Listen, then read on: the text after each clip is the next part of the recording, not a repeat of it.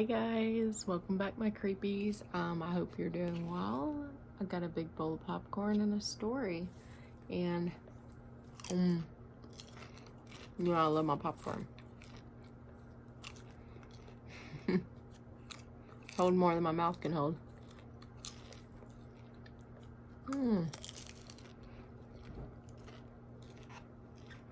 Thought I would get on here. The video, been a few days.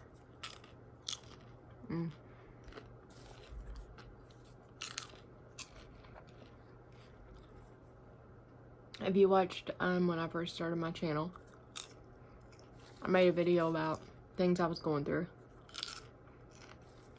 Being a domestic abuse survivor. The abuse was at the hands of my ex-husband.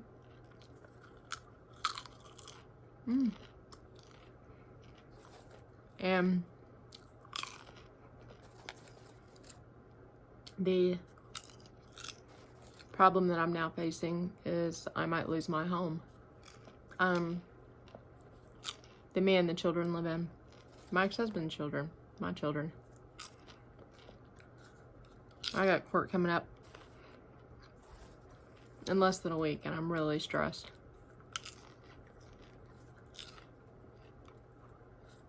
So, I mean, stressing about that.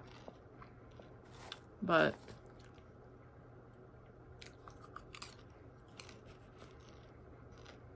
you know, I don't really know what I'm gonna do if I have to move, because my house is, I'm gonna show that food, right? Modified for my children being special needs. They each have their own room. They each have everything they need here, and the prospect of moving is terrifying. I'm hoping a judge is sympathetic, but you never know. You know, a judge can have a bad day, and there you go. You gotta move. I hope that's not the case, huh? So, you could shoot me some prayers or some good thoughts. I'd appreciate that.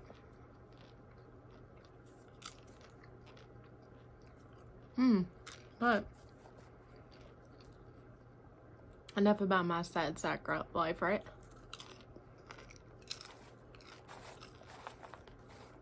Let's get on with our creepy story.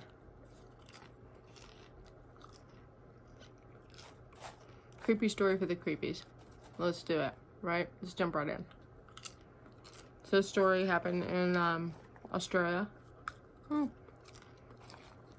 October 9th, 2010.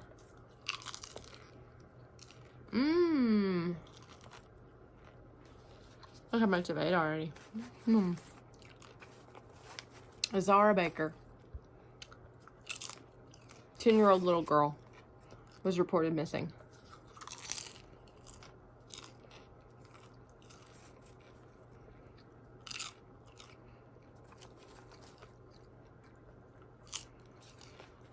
Now,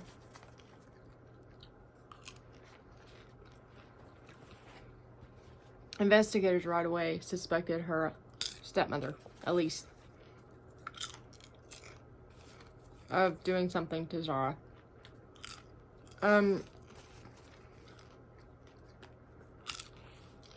She had failed a polygraph. I think it was done super quick, the polygraph, about whether she was involved in Zara's disappearance. I'm going ham on this popcorn, I'm sorry. But it was super good. I didn't put a little hot sauce in there, can you see that? Like I need it right after that jalapeno fail that burned my mouth. Okay, stop eating, right? Say stop eating. Okay, let's do it. So, I can't help myself. So, she failed the polygraph early on. And investigators brought search dogs to her property. And they hit on several scents of human remains on Elise's 2 vehicles.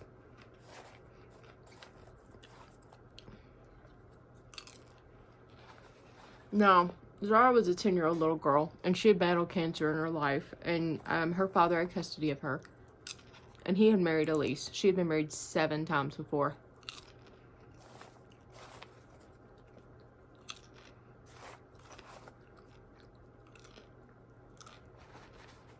But, you know, Zara always seemed to be singled out by Elise. I don't know if it was because she felt like Zara's father gave her a lot of attention or what, but Elise singled out Zara. Of course, she tells it a different way.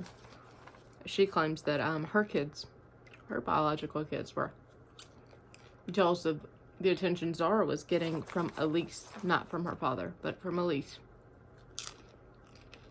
But you know,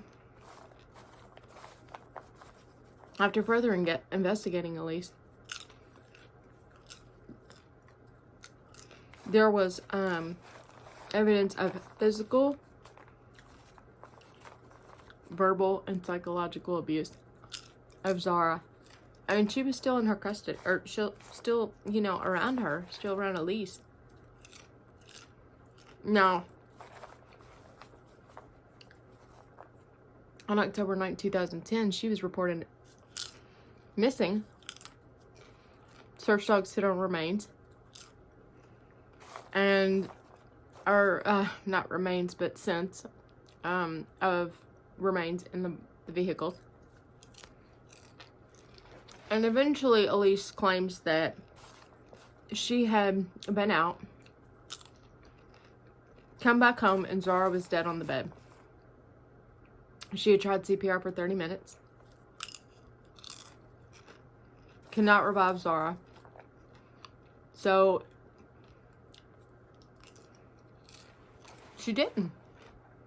She also makes the claim that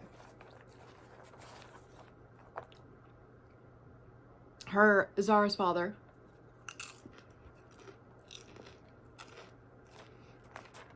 came to the home, learned that Zara had died, and helped Elise dismember and hide Zara's remains in various locations.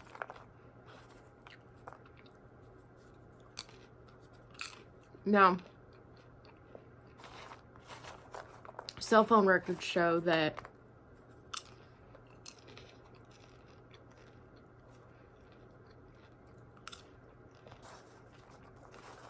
that the father did not call Elise. Elise called the father. And the father, his cell phone pinged, I think they said 20 minutes or 20 miles away from where the home was. See, he wasn't even in the same location as where Zara had died.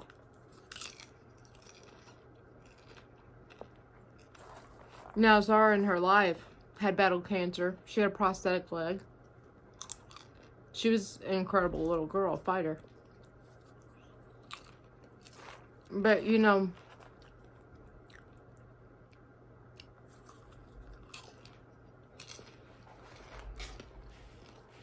now you have to stop and think. If it was natural causes that Zara died from, why did Elise not call the police? After performing CPR for 30 minutes, not being able to revive Zara, why did she not call the police? Why did she claimed that Zara's father helped her dismember Zara, but the cell phone records didn't do that. So that would have been Elise dismembering Zara herself and hiding her remains. If she was completely innocent, if Zara died of natural causes, why didn't she just call the police and not go through dismembering Zara and hiding her body? She claims that, you know, like, she panicked and did that, but, you know, if you have nothing to hide, why would you do that? I mean, a child dying in itself is beyond tragic, but to chop her up, dismember her body, and I think they said the bone, because they had found parts of Zara's body in the coming years. all over the place. And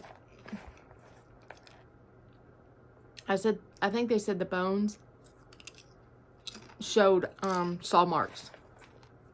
So this crazy, insane woman sawed up this little girl that she claims she loved.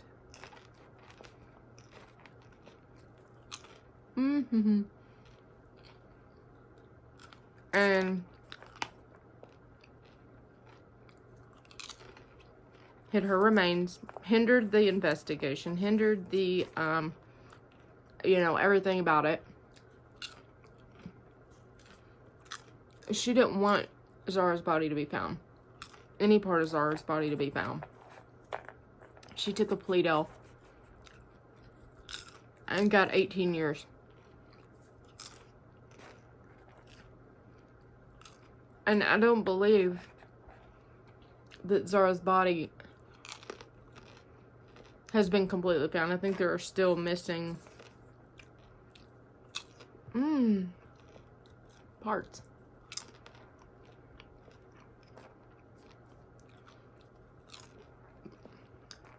But, you know,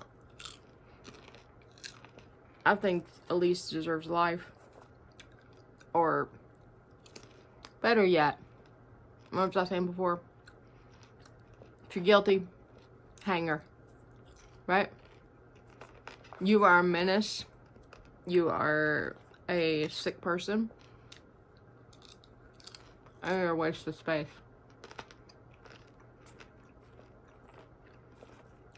So,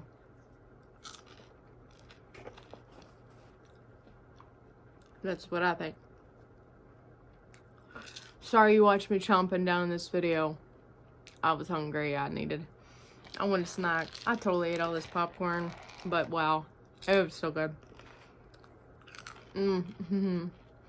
Alright, sad story, right?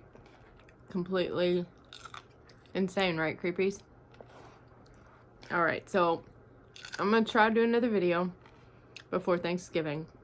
If I don't, if it's not up, you'll have a safe and happy Thanksgiving, and be safe, and take precautions for COVID. We all know how crazy that stuff's getting.